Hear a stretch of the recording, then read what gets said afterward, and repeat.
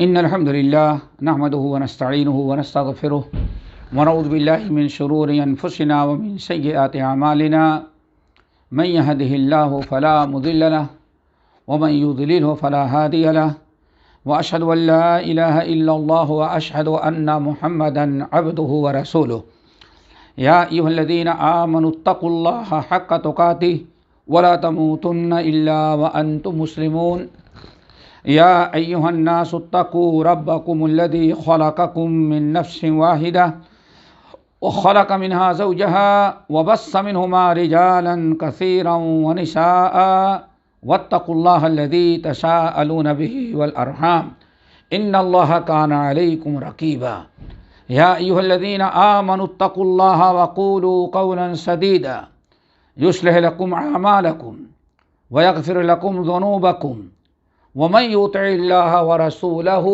فقد فاز فوزا عظيما أما بعد فإن خير الحديث كتاب الله وخير الهدي هدي محمد صلى الله عليه وسلم وشر الأمور محدثاتها وكل محدثة بدعة وكل بدعة ضلالة وكل ضلالة في النار فأعوذ بالله من الشيطان الرجيم بسم اللہ الرحمن الرحیم وَإِن تَعُدُّوا نِعْمَةَ اللَّهِ لَا تُحْصُوهَا۔ محترم حضرات، دینی بھائیوں اور بہنوں، عید الرمضان کے متعلق بہت ساری باتیں ہو رہی تھیں۔ اس سے پہلے بھی صدقۃ الفطر اور عید وغیرہ کے بارے میں، تکبیرات وغیرہ کے بارے میں باتیں ہوئی۔ آج کچھ عید کے آداب آپ کے سامنے ہم رکھیں گے، جن آداب کا اپنانا ہم تمام لوگوں کے لیے ضروری ہے۔ عید اللہ رب العالمین کی عظیم ترین نعمتوں میں سے ایک بڑی نعمت ہے کہ اللہ تعالیٰ نے ہم مسلمانوں کو بھی سال میں 2 عیدیں میسر کی ہیں۔ اسلام چونکہ شامل کامل دین تھا، اسی لیے اسلام نے جب دنیا کے ہر قوم کے اندر عید ہے، دنیا میں ہر قوم کے اندر کچھ سالانہ، کچھ شہ ماہی، کچھ ماہانہ، کچھ ہفتے واری، ان کے خوشی کے مقدس دن ہیں جو انہوں نے اپنے لیے مقرر کر رکھا ہے اپنے سے۔ اللہ تعالیٰ نے جب ہمیں دنیا کے سارے کفر شرک اور سارے باطل مذاہب کو چھوڑ کر کے صرف اپنے دین اسلام پر چلنے کی تاکید کی، تو اللہ تعالیٰ نے ہمیں عید بھی عطا کیا تاکہ کوئی مسلمان، کوئی انسان یہ نہ کہہ سکے کہ ہاں مسلمانوں کے ہاں عید نہیں۔ اللہ نے ہمیں بھی عید سے نوازا۔ ہم نے جتنی غلط چیزیں مسلمانوں نے دنیا کی چھوڑی تھیں، اللہ نے ہر ایک کا اچھا بدلہ ہمیں عطا کیا ہے۔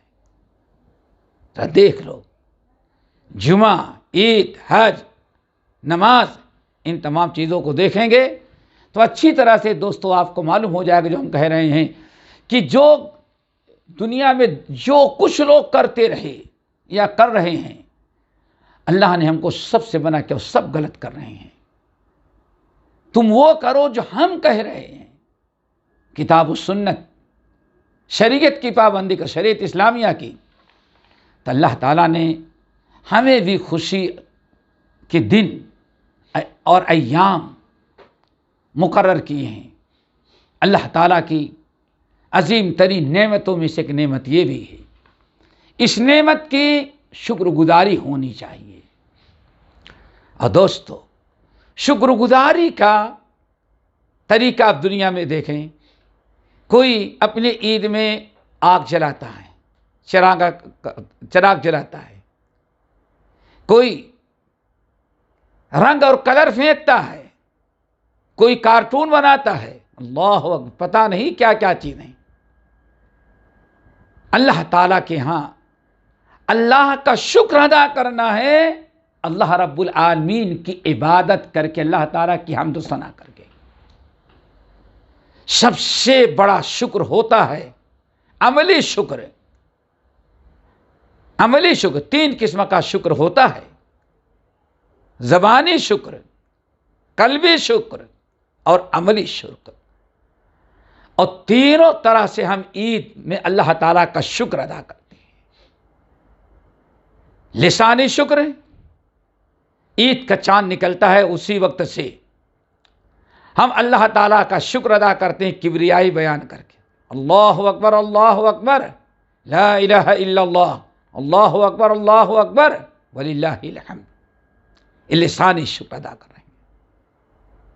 قلبی شکر، دل سے اللہ تعالیٰ کا شکر ادا کیا جائے، بات بات پر کہتے ہیں ہمارے رب نے ہمیں روزہ رکھنے کی توفیق دی، اتنی گرمی، بڑے دن، اسی میں ڈیوٹی، کاروبار، زندگی کے سارے مسائل، اتنے مشکل وقت میں بھی ہمارے رب نے ہمیں روزہ رکھنے کی توفیق دی، تراویح کی پڑھنے کی توفیق دی، لیلۃ القدر میں قیام کی توفیق دی۔ انسان اپنے دل سے تصور کرتا ہے، سوچتا ہے یہ کہ سب ہمارے رب کا احسان ہے۔ عملی شکر ہے، سب سے بڑا عملی شکر جو ہوتا ہے دوستو وہ نماز سے ہوتا ہے۔ اسی لیے ہمارے اسلاف شکر کی نماز ادا کرتے تھے۔ حضرت کعب بن مالک نے جب توبہ قبول ہوئی 2 رکعت نماز پڑھے۔ ہمارے آخری نبی محمد صلی اللہ علیہ وسلم پر اللہ تعالیٰ نے بے انتہا فضل و کرم کیا۔ آپ تہجد کی نماز کے لیے کھڑے ہوتے تو آپ صلی اللہ علیہ وسلم کے قدموں میں ورم آ جاتا، سوجن آ جاتی، اتنے لمبے لمبے قیام کرتے، اتنی لمبی قرات کہ قدم مبارک میں سوجن آ جاتی تھی، ورم آ جاتا تھا۔ دیکھ کر کے ترس آیا، لوگوں نے کہا، ام المومنین عائشہ نے کہا یا رسول اللہ، آپ پر تو اللہ نے ایک کرم کیا کہ آپ کے سارے اگلے پچھلے گناہ بخشائے ہیں، تو آپ کو اتنی تکلیف اٹھا کر کے رات رات بھر نماز پڑھنے کی کیا ضرورت ہے؟ پیارے نبی نے کیا جواب دیا؟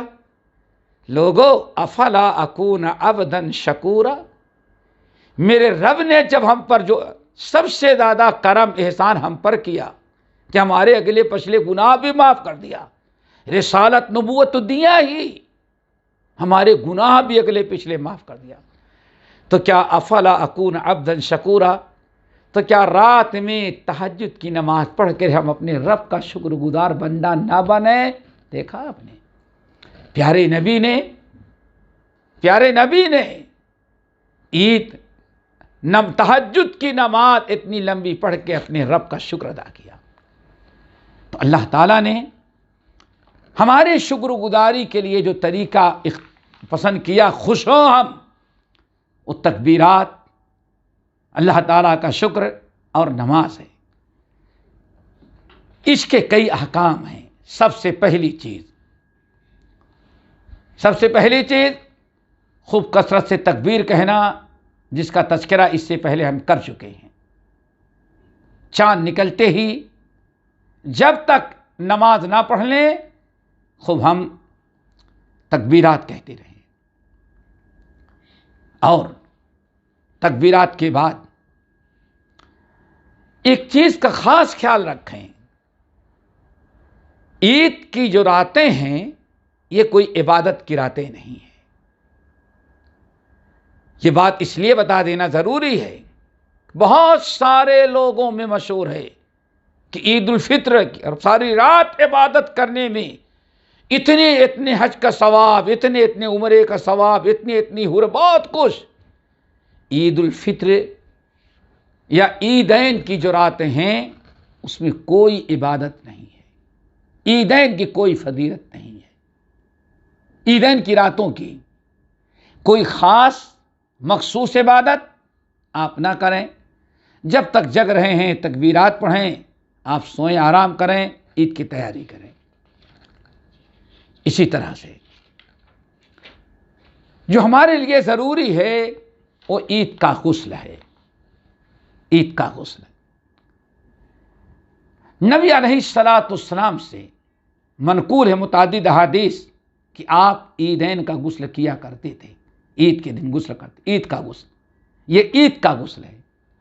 تو عید کا غسل، گرچہ ہم عیدگاہ امسال مجبوری کی بنا پر ہم عیدگاہ نماز پڑھنے کے لیے نہیں جا رہے ہیں، اپنے گھر میں پڑھ رہے ہیں، لیکن یہ غسل کرنا عید کا حق ہے، یہ عید کا حق ہے، غسل کریں گے۔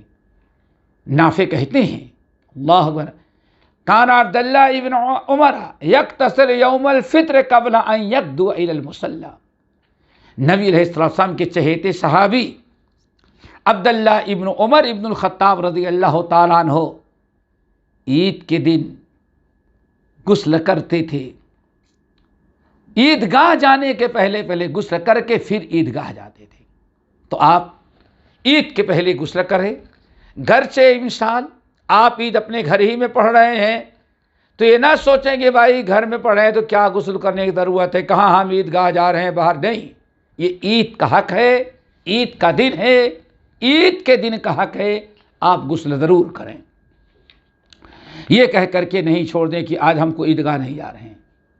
اسی طرح سے ہمیں عید کے دن عید کے آداب، عید کے احکام میں سے ایک بڑی چیز دوستو یہ ہے کہ ہم عید کے دن اللہ تعالیٰ جتنا ہمیں دیا ہے اس استطاعت و حساب سے، جتنی اللہ نے استطاعت دیا ہے اس حساب سے ہم عید کے دن بہترین سے بہترین کپڑے، جوتے، چپل، خوشبو، ان تمام چیزوں کا استعمال کریں۔ اور ایک مسلم حقیقت تھی، نبی علیہ السلام بھی اس کا اہتمام کرتے تھے۔ عید کے دن آپ کے پاس اچھا سے اچھا اپنی استطاعت بھر، ایسا نہیں کہ ہاں فضول خرچی، استطاعت ہے 5 استطاعت جتنی اتنے ہی قیمتی جوتے خریدیں، استطاعت ہے 50 روپے کی جوتا خریدنے کی، 500 کے جوتے نہ خریدیں، فضول خرچی ہوگی۔ آپ استطاعت بھر اچھے سے اچھا کپڑا، اچھی سے اچھی خوشبو، اچھا سے اچھا عطرے، اچھے سے اچھے جوتے چپل زینت کے لیے استعمال کریں۔ اور یہ سنت ہے، یہ عید کا دن ہے، یہ عید کا حق ہے۔ کہا جاتا ہے نبی علیہ السلام اس کا بڑا اہتمام کرتے تھے، صحابہ بھی اس کا اہتمام کرتے تھے۔ ایک مرتبہ مدینہ طیبہ میں ایک بہت قیمتی جوڑا آ گیا بکنے کے لیے، بڑا قیمتی تھا اور بڑا خوبصورت تھا، کوئی خرید نہیں پا رہا تھا، تو لوگوں نے آ کے رسول اللہ صلی اللہ علیہ وسلم سے کہا، یا رسول اللہ بڑا بہترین کپڑا مارکیٹ میں اس وقت مدینے میں آیا ہوا ہے، ہم لوگ چاہتے ہیں کہ آپ اس کو خرید لیں، اس کو عید کے دن آپ پہنیں۔ اللہ، دیکھیں صحابہ کرام نبی علیہ السلام کے زمانے میں اللہ کے رسول بھی، صحابہ کرام بھی عید کے دن اچھے سے اچھے لباس اور زینت کا اہتمام کیا کرتے تھے۔ ہمارے بہت سارے ساتھی، بھائی کون سی عید ہے، کرونا، روزانہ گھر میں رہتے ہیں تو اس میں کیا کپڑا سلائیں، کیا کپڑا خریدیں، یہ دوستو حق تلفی آپ کر رہے ہیں۔ عید تو ہے، عیدگاہ صرف نہیں ہے لیکن عید تو ہے، عید کا دن تو ہے، عید کی نماز تو ہے، ساری چیزیں تو ہیں، صرف ایک چیز کے لیے آپ چھوڑ دے رہے ہیں۔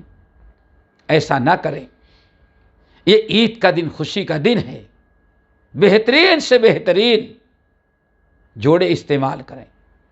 جیسے بھی آپ نے حدیث سنی، صحابہ کرام کہتے ہیں یا رسول اللہ بڑا قیمتی جوڑا آیا ہوا ہے، آپ اس کو خرید لیتے تاکہ عید کے دن آپ پہنتے، جمعہ کے دن پہنتے، کوئی وفد آتا ملنے کے لیے تو اس وقت آپ پہنتے۔ کچھ لوگ بڑے افسوس کے ساتھ عید کی نماز پڑھتے ہیں اور بالکل ایسے لیٹ جاتے ہیں۔ کیا ہوا بھائی، پردیس میں کہاں عید ہے، یعنی وہ بھی عید کا اہتمام نہیں کرتے. وہی پرانے کپڑے. دوستو عید کے دن ذرا سا ان چیزوں کا خیال رکھو. عید کا حق ہے. کتنے خوش نصیب ہیں کہ اللہ تعالیٰ نے آپ کو عید کا موقع عطا کیا ہے. کتنے ایسے ہوں گے جو رمضان میں روزے رکھتے بھی رہے ہوں گے لیکن موت آئی قبرستان میں. تو آپ کو اللہ نے باقی رکھا. اللہ تعالیٰ کا شکر ادا کریں. اسی طرح سے خاص خیال رکھیں عید کے دن عید کی نماز کے پہلے کھجور ضرور کھائیں. حدیث کے اندر آتا ہے کہ نبی علیہ السلام عید کے دن عید الفطر کے دن کان یأکل تمرات ویأکلہن وطرا قبل خروجہ الی المصلی. عید الفطر کے دن عیدگاہ جانے کے پہلے نبی علیہ السلام چند کھجور کھاتے تھے. کھجور کھاتے تھے. یہ ضروری ہے دوستو. اس ادب کو بجا لانا ضروری ہے. اس میں اللہ کے اطاعت و فرما برداری ہے. آج عید کا دن ہے. کل اس وقت اسی ٹائم ہم روزے سے تھے. ہمارے رب نے کل ہم روزے میں تھے. روزے میں اس وقت کھانا ہمارے اوپر حرام قرار دیا تھا. ہم نے رب کی بات مانی. آج ہمیں رب نے کھانے کی اجازت دیا ہے. آج ہم اللہ رب اس کھجور کو کھا کر کے اپنے رب کی فرما برداری کریں گے. ظاہر کر دے کہ ہاں رمضان ختم. ہم روزہ نہیں, ہم روزہ ختم. کھا کر کے بتا دیں کہ ہم اس وقت کھانے ہم کل روزے سے تھے. آج ہم افطار کر رہے ہیں, ہم کھا رہے ہیں. اس چیز کے لیے ضروری ہے آپ کھائیں. امسال ہم عیدگاہ نہیں جا رہے ہیں, اپنے گھر میں ہیں. تو اس کھجور کے کھانے کا تعلق عیدگاہ سے نہیں ہے, اس کا عید کے دن سے ہے. دوستو آپ کو یہ بتلانا ہے کہ کل ہم روزے سے تھے, کیوں ہمارے رب نے ہم کو کہا تھا. آج ہم روزہ توڑ دیے ہیں, چھوڑ دیے ہیں. آج ہم کھا رہے ہیں چونکہ ہمارے رب نے آج ہم کو ہمارے لیے کھانا حلال قرار دیا. تو چاہے آپ عیدگاہ جائیں یا نہ جائیں, آپ اپنے گھر میں عید پڑھ رہے ہیں تو کوشش کریں کہ عید کے پہلے چند کھجور صحیح آپ کھائیں اور پھر عید کی نماز پڑھیں. عید کی نماز سے پہلے آپ کھا لیں. اس چیز کا خاص خیال رکھیں. یہ ہونا چاہیے. اور پاک کھائیں. اسی طرح سے عید کے بہترین اعمال شکر گزاری میں سے جیسے میں نے آپ سے کہا وہ تکبیر ہے. جب آپ عید کی نماز پڑھنے کے لیے تیاری کر لیں, عیدگاہ جانا ہے, باہر جانا ہے, تو آپ تکبیرات کہتے ہوئے جائیں. اور اگر مجبوری ہے امسال, جیسے امسال اپنے گھر میں ہیں, تو انسان گھر میں تو ہے, عید کے پہلے آپ عید کے پہلے جو چل پھر رہے ہیں ان میں چلتے پھرتے آپ برابر تکبیرات کہتے رہیں. اللہ اکبر لا الہ الا اللہ, اللہ اکبر وللہ الحمد پڑھیں, یا اللہ اکبر کبیرہ والحمدللہ کثیرہ سبحان اللہ بکرۃ واصیلا. جو آپ کو آسانی سے یاد ہو آپ آسانی سے پڑھتے رہیں جب تک کہ عید کی نماز ختم نہ ہو جائے. جب عید کی نماز ختم ہو گئی, سلام پھیر دیا, تو تکبیرات کا سلسلہ فوراً ختم ہو جاتا ہے. اسی طرح سے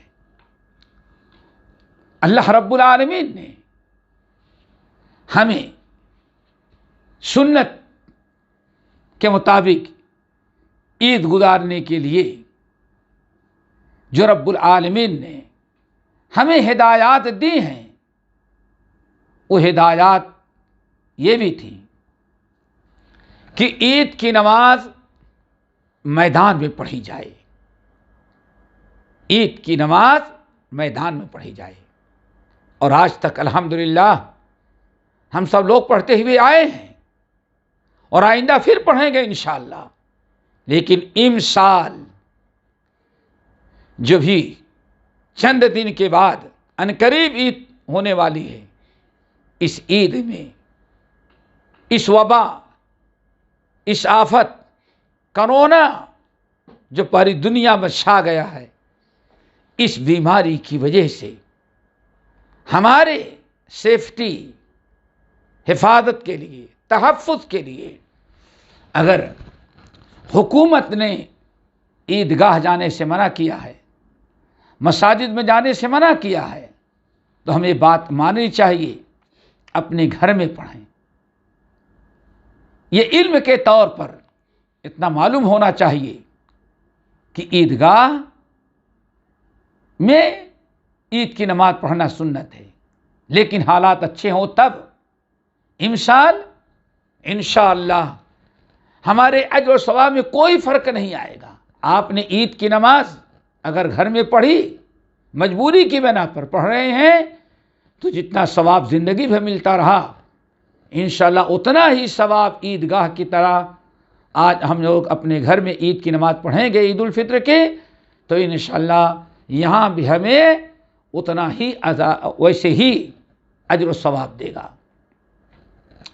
اسی طرح سے دوستو، عیدگاہ میں جو عید کے دن جو ہمارے لیے بڑے خاص مسائل ہیں اور عید کے آداب ہیں، ان میں سے ایک بہت بڑا ادب یہ بھی ہے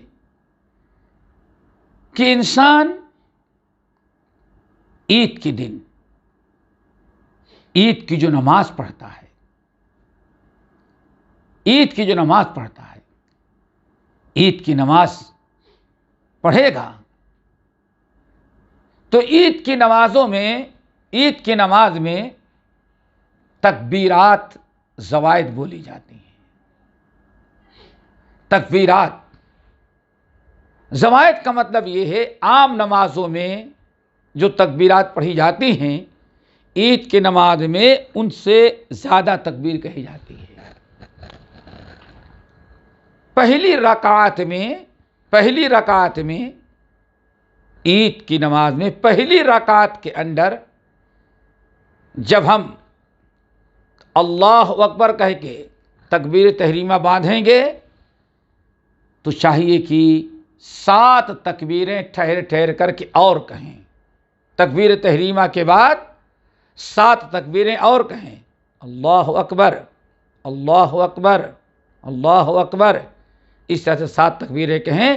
اور ان تکبیرات کے درمیان آپ چاہے رفع الیدین کریں یا رفع الیدین نہیں بھی کریں گے تو کوئی حرج نہیں، لیکن ایک چیز خیال رکھیں کہ دو تکبیروں کے درمیان کوئی ذکر اور دعا نہیں ہے۔ آپ ٹھہر ٹھہر کر کے اطمینان کے ساتھ اللہ اکبر، اللہ اکبر آپ کہتے جائیں، لیکن درمیان میں کوئی ذکر، کوئی دعا نہیں ہے۔ اپنے آپ کو ان چیزوں سے بچائیں۔ ہمارے بہت سارے ساتھی امسال جو مجبوری کی بنا پر عید کی نماز گھر میں پڑھ رہے ہیں، تو بڑا مسئلہ قراءت کا آتا ہے۔ قراءت کیسے ہوگی؟ تو دوستو، اس چیز کا ذرا خیال رکھیں۔ ہم اختصاراً اشارہ کرتے ہیں عید کی نماز کے لیے، اس کو ذرا آپ دیکھیں، سنیں اور سمجھنے کی کوشش کریں، ویسے عید پڑھیں۔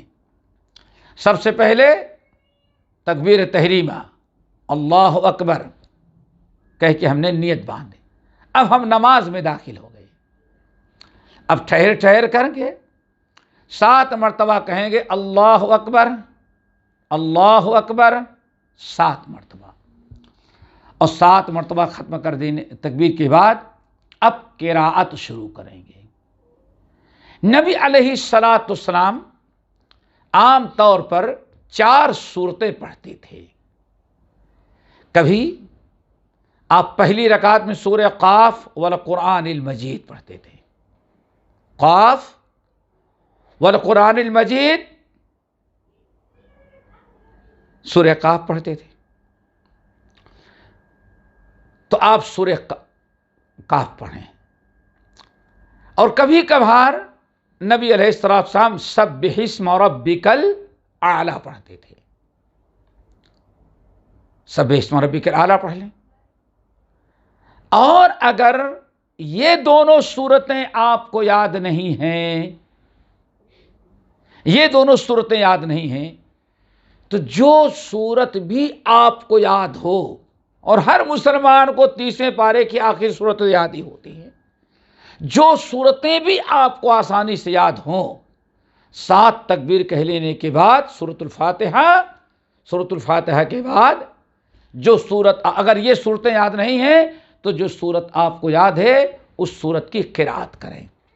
قرات کر لیا آپ نے، قرات مکمل کرنے کے بعد آپ اللہ اکبر کہتے ہوئے رکوع میں جائیں۔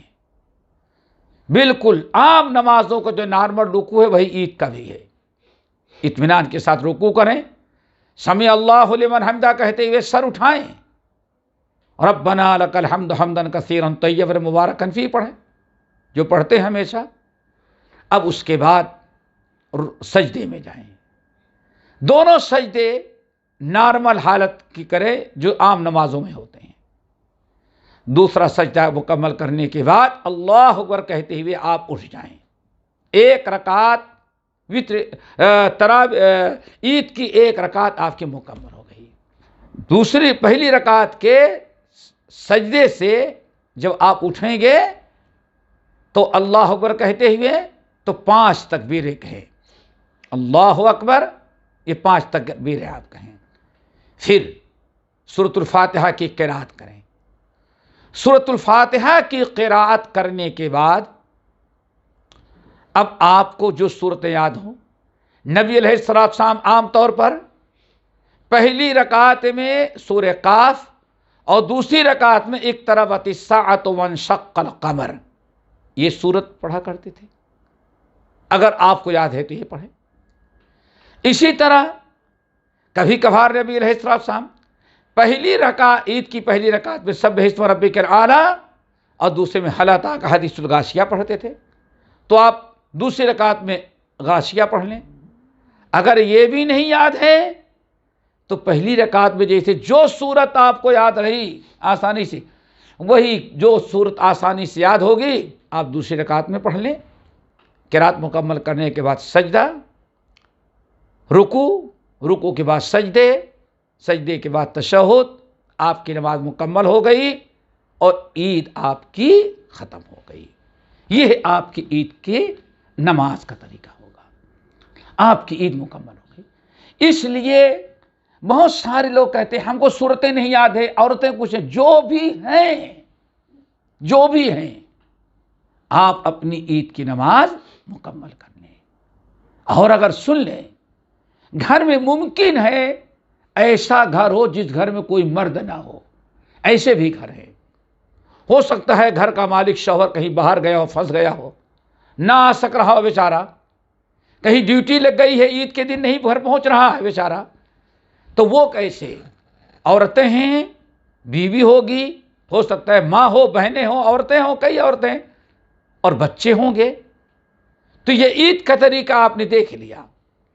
اب عورتیں بچے جو ہیں ان میں دیکھ لیں، اگر کوئی بچہ بڑا ہو گیا ہے جو جس کو قرآن یاد ہے، قرآن پڑھتا ہے، وضو کرنے کا طریقہ معلوم ہے، نماز اچھی طرح سے پڑھنا جانتا ہے، سوجھ بوجھ آ گئی ہے، تو عورتوں کو چاہیے کہ اسی بچے کو آگے کر دے، گرچہ بچہ نابالغ ہو، نابالغ بچے کی بھی امامت درست ہے۔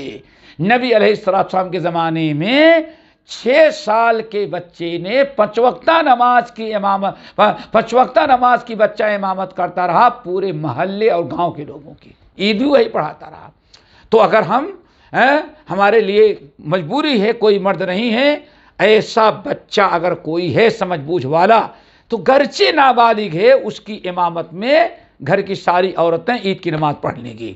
اور اگر بچہ ہے تو بچے ہیں لیکن اتنے چھوٹے ہیں کہ ابھی ان کو قرآن یاد نہیں ہے, ابھی نماز کا طریقہ انہیں معلوم نہیں ہے, زیادہ چھوٹے ہیں, تو عورتوں میں جو عورت سب سے زیادہ پڑھی لکھی ہوگی, جس کو مسائل معلوم ہوں گے, وہ عورت اپنے گھر کی بیٹیاں, بہویں یا جو بھی ہیں, اگر ایک ہی عورت ہے گھر کے اندر, اب بچے ہیں تو اپنے چھوٹے چھوٹے بچوں کو لے کر کے وہی عورت نماز پڑھا دے گی, امامت کرے گی. لیکن اتنا ہے کہ جب عورتیں ہی ہیں گھر میں چھوٹے بچوں کے ساتھ اور بچے امامت کے لائق نہیں, تو عورتیں ایک صف میں کھڑی ہو جائیں گی, لیکن امامت کرنے والی عورت بیچ میں کھڑی ہو کر کے امامت کرا کے نماز پڑھا دے گی.